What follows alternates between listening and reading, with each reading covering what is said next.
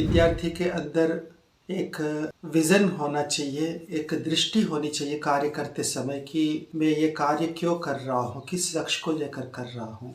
कार्य करते करते लक्ष्य न भूल जाए। बड़े बड़े कार्य वाणी के द्वारा ही सिद्ध किए जाते हैं। जो बहुत अच्छी प्रस्तुति जो कर सकता है अपने वस्तुओं के बारे में, वो वस्तु बिक जाती है। जिसकी बहुत अच्छी प्रस्तुति नहीं होती, भले वस्तु बहुत अच्छी हो, किंतु उसकी प्रस्तुति अच्छी ना होने से वो नहीं बिकेगी। यदि हम सही शब्दों को नहीं चुनेंगे तो अपने भाव को ठीक से प्रस्तुत नहीं कर पाएंगे।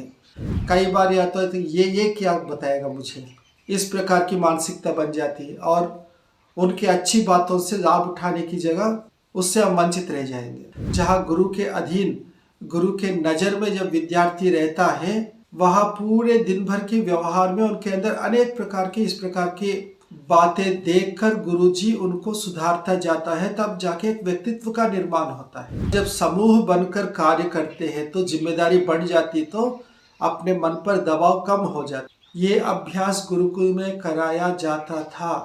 उसकी एंड्योरेंस पावर, सहन शक्ति, कठिनाइयों को झेलने की शक्ति। गुरुकुल की व्यक्ति बहुत जल्दी नहीं टूटेगा कठिनाइयों के सामने, क्योंकि कठिनाइयों को झेलना, सब प्रकार की विपरीत स्थितियों को झेलना उसको अभ्यास कराया जाता है। वर्तमान शिक्षा प्रणाली में इसका कोई प्रशिक्षण नहीं है। हम देखते थोड़ी सी कठिनाई आई, आत्महत्या तक की बातें आती हैं। तो इस प्रकार योग्य व्यक्तियों का निर्माण ये केवल कक्षाओं में पाठ पढ़ाने से नहीं हो सकता। जहाँ इस प्रकार का आवासीय और व्यक्तिगत निगरानी के साथ प्रशिक्षण दिया जाता है, उसकी परिणाम बहुत ऊंचे निकलते हैं। विद्यार्थी जो होता है वो वही होता है जो अनजान, सब कुछ सीखा हुआ विद्यार्थी नहीं बनता। जिस किसी को अपने आचार्य बनाया तो वह समर्पण कोई काम नहीं करेगा। जब योग्य आचार्य हो और फिर आप समर्पित करते हैं, तब यह लाभ होगा।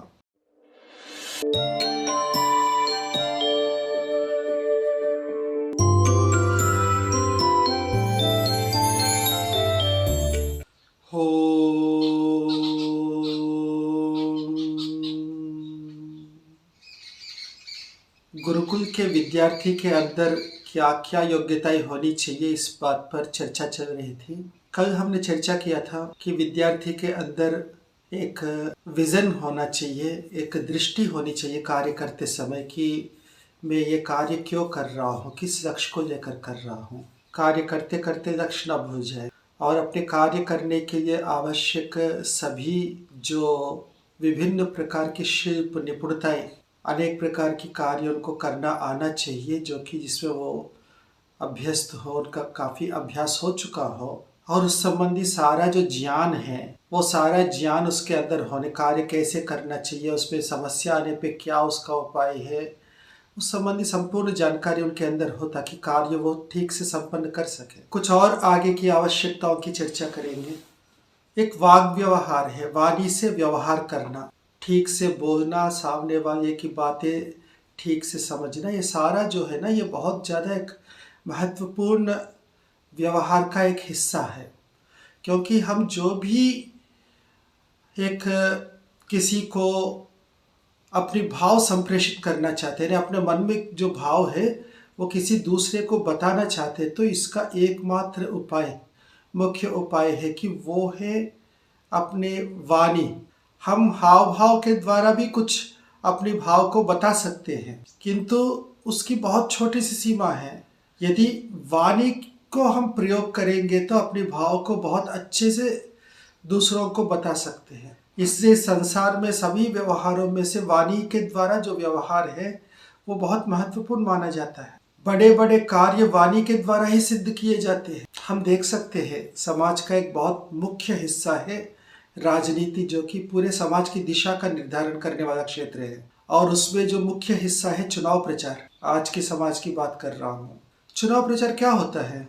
अपने अपनी बातें राजनीतिक दल अथवा नेता लोग बताते हैं, वाणी के द्वारा ही बताते हैं। वो अपने भाषण के द्वारा, विभिन्न प्रकार की साक्षात्कार, इंटरव्यू आदि के द्वारा अपनी बात, हम क्या करने वाले हैं, क्या करेंगे, दूसरे में क्या कमी, हमारे अंदर क्या खूबी, ये बताते हैं। और उसी से प्रभावित होकर लोग उनको अपना मत देते हैं, वोट देते हैं। हम कई बार देखते हैं जो जितना ज़्यादा लोगों को अपनी वाणी के द्वारा प्रभावित किया, वो जीत जाता है। और भूल से किसी पार्टी का कोई नेता कोई गलत बयान दे दिया, गलत बात कह दी, भले अपनी दृष्टि से वो बात सही हो, किंतु उसका अर्थ गलत निकल गया, लोगों को अच्छा नहीं लगा, वो पार्टी हार जाएगी। यही स्थिति व्यापार के क्षेत्र में। जो बहुत अच्छी प्रस्तुति जो कर सकता है अपने वस्तुओं के बारे में, वो वस्तु बिक जाती है। जिसकी बहुत अच्छी प्रस्तुति नहीं होती, भले वस्तु बहुत अच्छी हो, किंतु उसकी प्रस्तुति अच्छी ना होने से वो नहीं बिकेगी। ये हम देखते हैं व्यवहार में। तो इस वाणी को लेकर आज किसी भी आधुनिक विद्या प्रणाली में प्रशिक्षण की कोई विशेष व्यवस्था नहीं है, किंतु हमारे गुरुकुल व्यवस्था में यह प्रशिक्षण दिया जाता था। किस किस प्रकार के विषय है देखेंगे। एक तो अपने भाव को सही तरीके से प्रस्तुत करना। अपने मन में कुछ भाव है, उसको प्रकट करने के लिए सही शब्दों को चुनना। यदि हम सही शब्दों को नहीं चुनेंगे तो अपने भाव को ठीक से प्रस्तुत नहीं कर पाएंगे। हम कुछ बोलना चाहते ही बोले कुछ और, सामने वाले को कुछ और समझ में आ गया, फिर हमारा बोलने का कोई अर्थ नहीं निकलेगा। और हर बार व्यक्ति आपसे स्पष्टीकरण नहीं पूछेंगे। अनेक बार ये होगा कि आपने बोल दिया, वो सुन के चला गया, अपने को जो समझ में आ गया वो समझ के चला गया, तो बिल्कुल सारा जो है ना हमारा बोलना अनर्थक हो गया। अब आगे सुनकर समझना सामने वाले का। हम जब सामने वाले की बातें सुनते हैं, कई बार पूर्वाग्रह से युक्त होते हैं और उनकी बातों का अर्थ अपने आप कुछ और निकल लेते हैं, तो इनका तो ये भाव होगा। कई बार होता है ऐसा, आप देख सकते हैं। सामने वाला बोलता कुछ है, उसको कुछ हम अपने चश्मे से देखकर अपने अनुसार अर्थ निकाल के उत्तर देते हैं। जो उन्होंने बात की उसका कोई तालमेल होता नहीं, वह भी व्यवहार में हम पराजय को प्राप्त करते हैं। कारण यह है कि हम ठीक से सुनकर समझने की क्षमता नहीं रखते, अपने अंदर वो संतुलन नहीं है। हम तटस्थ होकर सुने पहले कि वो कहना क्या चाह रहे, क्या शब्द है, उसका क्या भाव है, उसके मन में क्या है, यह अलग बात है। उसके मन में जो है उन्होंने बोला नहीं है, उसके मन में होगा, वो भी होगा, हो सकता है नहीं भी हो सकता है। उसको लेकर आप प्रतिक्रिया नहीं कर सकते। यदि आपको लगता है उसके मन में कुछ और भाव छुपा हुआ है, तो आप उनकी बातों का उत्तर देते समय अपने मन में कुछ और भाव छुपा के उत्तर दीजिए, पर उत्तर उन्हीं की बातों का देना होगा। या फिर साफ साफ कहना होगा कि तुमने भले ये बोला हो, तुम्हारे मन में ये होगा, वो गलत है। यदि परिस्थिति इसकी अनुमति देती है तो आप ऐसा कह सकते, पर उनके कहे हुए बातों का ही वो जिम्मेदारी लेगा। जो भी सामने वाला, आप कुछ और मानकर उत्तर देंगे तो समाज में आपको नीचे देखना पड़ेगा। वो कहेगा कि मैंने तो ये कहा ही नहीं था, ये अपने आप समझ लिया। आपके पास कोई उत्तर नहीं उत्तर देने का। दोषी आपको मानेगा समाज की, उन्होंने कहा ही नहीं था, आपने ऐसा क्यों कहा। और कई बार ये स्थिति होती है, अपने से काफ़ी ऊंचे अधिकारियों से हमें चर्चा करनी होगी किसी विषय पे, यानी हमारा स्तर सामाजिक व अधिकार की दृष्टि से नीचे होगा, सामने वाले का बहुत ऊंचा होगा। किसी विषय पे चर्चा चल रही होगी, वहाँ उनसे विपरीत हमारा विचार यदि कभी हो, यदि हम तैयार ना हो तो हम दब जाएंगे। हम सोचेंगे कि उनके सामने हम उनकी बात को खंडन करेंगे, हमारा क्या होगा, वो नाराज हो जाएंगे, हमारा तो नाश हो जाएगा। तो इस प्रकार आप यदि वहाँ अपने विचार प्रस्तुत नहीं करेंगे तो फिर आपका उनसे चर्चा करने का कोई प्रयोजन ही सिद्ध नहीं होगा। आपको अपनी बात रखनी है, पर उस प्रकार रखना है जो जिसका प्रभाव सही पड़े, गलत प्रभाव ना पड़े। आपको अपनी बात रखनी है कि जी मैं तो इस बात पे ऐसा विचार रखता हूँ, इस प्रकार इन कारणों से मेरे विचार मुझे ज़्यादा ठीक लगते हैं। उन विचारों से हेतु प्रमाण आदि के द्वारा अपने बात को बिल्कुल स्पष्ट रूप से प्रस्तुत करना चाहिए। चर्चा करने का प्रयोजन यही है कि यदि आपके विचार अलग है तो उनको आप बोलेंगे। यदि आप अपने विचार नहीं बोलेंगे तो चर्चा का कोई प्रयोजन नहीं, तो एक तरफा सुनना होगा। किंतु उस समय आपको ये भी सावधानी रखनी होगी कि आपकी भाषा में ऐसा कुछ भी ना हो जो उनको नीचे दिखाने की तरफ हो, कि आपकी बात गलत, मेरी बात सही, तो आपको इतना भी नहीं पता, या इस प्रकार का भाव ना आवे। ना ही आवे कि आप उनको कुछ उपदेश दे रहे हैं, आप ज़्यादा ज्ञानवान हैं, उनको उपदेश दे रहे हैं, ऐसा भी भाव आपके वाक्यों में नहीं आना चाहिए। क्योंकि वो ऊंचा अधिकारी हैं, उनका सम्मान का पूरा ध्यान रखना है, उनकी हैसियत, अपनी हैसियत, इन सब बातों का ध्यान रखते हुए वही विनम्रता, वही शालीनता, उन सब के साथ अपनी जो विमति है वो अच्छे तरीके से, केवल विमति बोलना नहीं है, समझाना होगा कि इस कारण से मेरी बात मुझे सही लगती है, और ना उस पर जोर देना है कि मेरी बात मानो। बहुत अनिवार्य स्थिति हो तो बात अलग है, वरना बहुत ज़्यादा जोर देने की आवश्यकता नहीं, अपनी बात सही तरीके से रखने की आवश्यकता है। आपकी बात सही है और वो बुद्धिमान है तो स्वयं स्वीकार करेगा। और इसी प्रकार अपने से नीचे अधिकारी से बात करते समय भी सावधानी रखनी है। कई बार या तो ये क्या बताएगा मुझे, इस प्रकार की मानसिकता बन जाती है और उनके अच्छी बातों से लाभ उठाने की जगह उससे हम वंचित रह जाएंगे। और कई बार अपने नीचे अधिकारी हम पर हावी होने का प्रयास करेंगे तो भी उनकी बातों का लाभ उठाते हुए उनको अपने स्थान समझाना भी बड़े शालीनता से, डांट के तो कर ही सकते हैं पर उससे व्यवहार टूट जाता है। हर बार डांटना आवश्यक नहीं है। बिना डांटे ऐसी शब्दों का प्रयोग करें कि उनको अपना स्थान समझ में आ जाए। तो इस प्रकार विभिन्न प्रकार के व्यक्तियों से व्यवहार करते समय हमें किन प्रकार के शब्दों का प्रयोग करना चाहिए, किस प्रकार की हाव भाव, ये सारी एक विद्या है जो कि गुरुकुल में प्रशिक्षण इस बात का दिया जाता था। आज भी कई गुरुकुलों में इसके कुछ अंश का तो प्रशिक्षण होता ही है। और जहाँ होता है वहाँ के विद्यार्थियों में जो विशेष योग्यताएं हैं वो समाज के सामने उनका प्रभाव स्पष्ट रूप से व्यक्त होता है। कम से कम वर्तमान शिक्षा प्रणाली में जहाँ गुरु शिष्य संबंध किसी प्रकार से नहीं है, केवल क्लासरूम में पढ़ाने तक टीचर का स्टूडेंट का संबंध है, इससे आगे पीछे कोई संबंध नहीं। ऐसी स्थिति में इस प्रकार का प्रशिक्षण संभव नहीं है।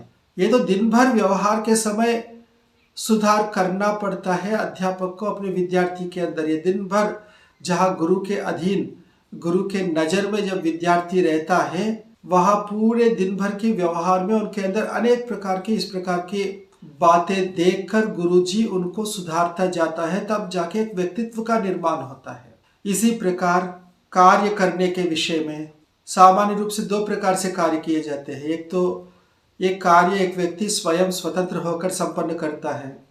कुछ कार्य ऐसे होते हैं जो एक से नहीं हो पाएंगे तो एक समूह बनकर कुछ लोग मिलकर संपन्न करते हैं। दोनों में परिस्थिति अलग अलग है। जो एक व्यक्ति कार्य को संपन्न करता है वहाँ कुछ अनुकूलता है, कुछ प्रतिकूलता है। अनुकूलता ये है कि वो स्वतंत्र होकर करेगा, उनको किसी के साथ तालमेल बिठाने की आवश्यकता नहीं है। अपनी एक दृष्टि, अपने एक विचार के अनुसार, अपनी अनुकूलताओं के अनुसार उस कार्य को संपन्न करेगा। वो किस समय उसको शुरू करता है, कितनी देर चलाता है, कितना बीच में विश्राम करता है, ये सब उसमें वो स्वतंत्र है। किसी के साथ कोई तालमेल की आवश्यकता नहीं है। पर समस्या ये है कि वो अकेला करना पड़ेगा, सहयोगी नहीं है। तो जो भी उस संबंधी तनाव है, जो भी उस संबंधी पुरुषार्थ है, अकेला को ही झेलना पड़ेगा। जिम्मेदार अंत में वो स्वयं अकेला है। इसी प्रकार जब समूह बनकर कार्य करते हैं तो जिम्मेदारी बढ़ जाती, तो अपने मन पर दबाव कम हो जाता। अपना एक छोटा सा हिस्सा कार्य है, उतने ही जिम्मेदारी हमारी होगी। ये तो अनुकूलता है। दबाव बहुत ज़्यादा नहीं रहेगा, टेंशन बहुत नहीं रहेगा, क्योंकि यदि कार्य असफल हुआ तो हम अकेला जिम्मेदार नहीं हैं। किंतु कार्य करते समय बाकी सभी के साथ तालमेल बिठाना पड़ेगा। उस पर हमारी अपनी कई प्राथमिकताओं को हमें छोड़ना पड़ेगा। कई हमारी प्रायोरिटीज होते हैं, उनको हमें छोड़ना पड़ सकता है दूसरों के साथ तालमेल के लिए। एक सामान्य सबके लिए अनुकूल एक अनुकूलता बनानी पड़ेगी। आपकी इच्छा है देर से शुरू करेंगे या जल्दी से शुरू करेंगे, नहीं चलेगा। सबके साथ तालमेल बनकर किस प्रकार करना है उसी प्रकार करना पड़ेगा। यानी व्यक्ति को दोनों प्रकार की क्षमताएं अपने अंदर लानी होगी और वो बिना प्रशिक्षण का नहीं होगा। उस प्रकार का प्रशिक्षण गुरुकुल में दिया जाता है, दिया जाता था, अभी भी कई जगह दिया जाता होगा। जहाँ दिया जाता है उन विद्यार्थियों की क्षमताओं को अब देखेंगे तो स्वयं पता चलेगा। जहाँ इस प्रकार का प्रशिक्षण नहीं है, व्यक्ति स्वयं ठोकर खा खा के अथवा पूर्व जन्म के कुछ संस्कारों के कारण उन क्वालिटीज के साथ युक्त होकर निकलता है तो ये तुक्का है, किसी में होगा किसी में नहीं होगा। जबकि कार्य संपन्न करने के लिए क्वालिटीज आज भी आवश्यक है, किंतु प्रशिक्षण नहीं दिया जा रहा। विधिवत प्रशिक्षण कहीं भी नहीं दिया जा रहा। ज़्यादा से ज़्यादा कुछ कोर्सेस में बताए जाते होंगे, प्रैक्टिकली उनको उस प्रकार एक व्यवहारिक अनुभव कराने की कोई व्यवस्था नहीं है विधिवत। कई रेयर ट्रेनिंग कैंप्स कुछ ऐसे होंगे, वो अलग बात। एक औपचारिक व्यापक रूप से जो शिक्षा प्रणाली है उसमें नहीं है। और साथ में कुछ और भी बातें हैं। कार्य संपन्न करते समय कई बार अनेक प्रकार की अनएक्सपेक्टेड, कुछ पूर्व अनिर्धारित कठिनाइयाँ आती है जिनका हमें कोई अंदेशा नहीं था। उस समय कार्य को ना छोड़ते हुए, उन कठिनाइयों को झेलते हुए उसको संपन्न करना।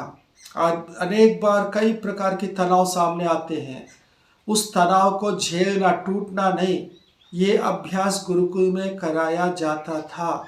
उसकी एंड्योरेंस पावर, सहन शक्ति, कठिनाइयों को झेलने की शक्ति, वो बढ़ाया जाता था तप के द्वारा। इसका तो बहुत विशेष प्रशिक्षण होता था और आज भी होता है।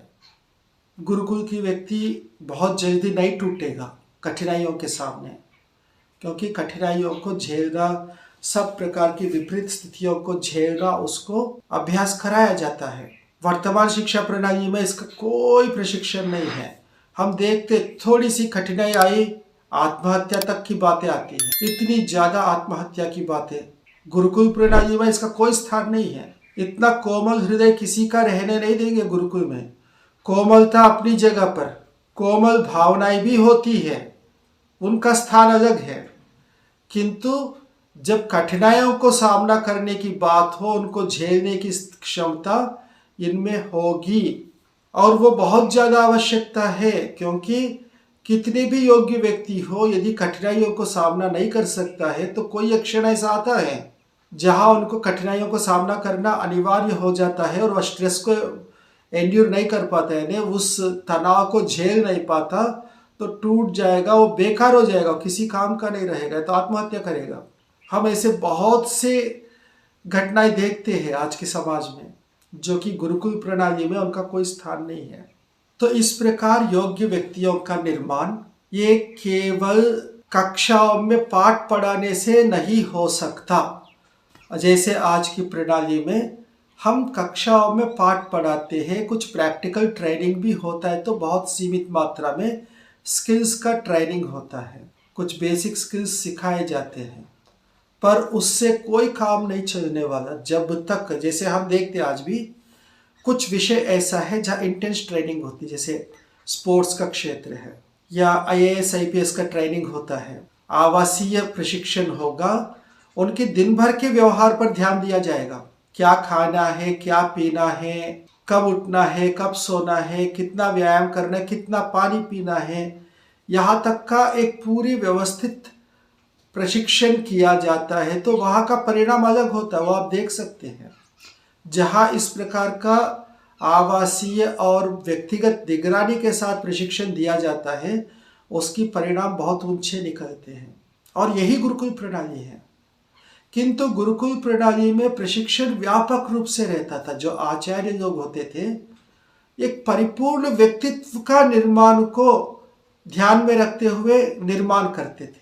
ऐसा ऊपर ऊपर की बात नहीं होती थी, या कुछ आंशिक, जैसे खिलाड़ी है उनको उतना प्रशिक्षण दिया, ऐसा नहीं। एक परिपूर्ण व्यक्तित्व बनाना बहुत सामान्य विषय नहीं है, ये गुरुकुल में होता था। अभी तक तो मैंने उन गुणों का वर्णन किया जो कि एक नेतृत्व को सहयोग करने वाले, यानी नेतृत्व ग्रुप के अंदर निचले तबके के लोगों की बात है। नेतृत्व करने वाले की जब बात आती है, और बहुत ज़्यादा योग्य व्यक्ति को तैयार करना होता है, क्योंकि नेतृत्व करना इतना सरल विषय नहीं है। तो इस प्रकार का व्यक्ति को हम जब बनाते हैं, मैं उसके बारे में भी चर्चा करूंगा, उनके अंदर और कौन कौन से विशेष बातें हैं। तो वहाँ गुरु शिष्य संबंध एक बहुत महत्वपूर्ण विषय हो जाता है। और हम ये भी देखते हैं, हम अपनी परंपरा में गुरु शिष्य संबंध के बात बहुत महत्वपूर्ण रूप से लिया जाता है। वो संबंध बहुत महत्व का होता है। गुरु के प्रति समर्पण, गुरु के प्रति समर्पण क्यों? इसका कोई परोक्ष लाभ नहीं है, प्रत्यक्ष लाभ है। विद्यार्थी जो होता है वो वही होता है जो अनजान, सब कुछ सीखा हुआ विद्यार्थी नहीं बनता। विद्यार्थी वो होता है जिसको कुछ पता नहीं है, बहुत कम पता है, बहुत ज़्यादा उनको सीखना है। और आचार्य वो होता है जो सीखा हुआ, जिसको बहुत कुछ पता है, सब कुछ तो नहीं कहते किंतु बहुत कुछ पता है। जब विद्यार्थी उसके सामने समर्पित होता है तभी उसके मन को वो शेप दे सकता है, उसकी पूरे एक मानसिकता को आकार देना होता है। उसके अंदर जो कुप्रवृत्तियाँ, गलत बातें हैं उसको हटाना, उसके अंदर जो खूबियाँ हैं उनको उभारना, ये तभी होगा जब समर्पित होगा। जैसे एक मोटा उदाहरण दो, जैसे नाई के पास जाते बाल कटवाने, नाई कभी सिर को यूं करता है तो ऐसे रखना पड़ेगा, आप हिलाते रहेंगे वो बाल नहीं काटेगा, काटेगा तो कुछ और होगा। वो कहेगा तो ऐसे ही रखना पड़ेगा, वो यूं कहेगा ऐसे ही रखना पड़ेगा। वो जिस प्रकार सिर को मोड़ेगा, जैसा कहने के लिए कहेगा वैसा करेंगे, बाल ठीक से कटेंगे, नहीं तो बिल्कुल टेढ़े मेढ़े हो जाएंगे, बेकार हो जाएगा। इसी प्रकार आचार्यों की बात है, वो जैसा कहेंगे वैसे करेंगे तो आपकी मानसिकता बिल्कुल वही बनेगा जो होना चाहिए, जो एक सफल व्यक्ति के अंदर होना चाहिए। और ये सब वही संभव है जहाँ आवासीय व्यवस्था के अनुसार विद्यार्थी आचार्य के शरण में कहे अथवा आचार्य के नज़र में, आचार्य के निकट रहकर, जिसको हम संस्कृत में एक शब्द है अंतेवासी, आचार्य के अंदर रहे, आचार्य के नियंत्रण के अंदर रहे। जो जितना ज़्यादा समर्पित होता है वो उतना ज़्यादा योग्य बनता है, क्योंकि आचार्य उनको उतना ज़्यादा अच्छा बना सकता है। हाँ, शर्त ये भी है कि आचार्य योग्य होना चाहिए। जिस किसी को आपने आचार्य बनाया तो वह समर्पण कोई काम नहीं करेगा। जब योग्य आचार्य हो और फिर आप समर्पित करते हैं तब यह लाभ होगा। आगे जो नेतृत्व करने वाले के अंदर क्या क्या गुण, क्या क्या क्षमताएं होनी चाहिए, ये हम आगे उसकी चर्चा करेंगे। आज के लिए ओम शांति।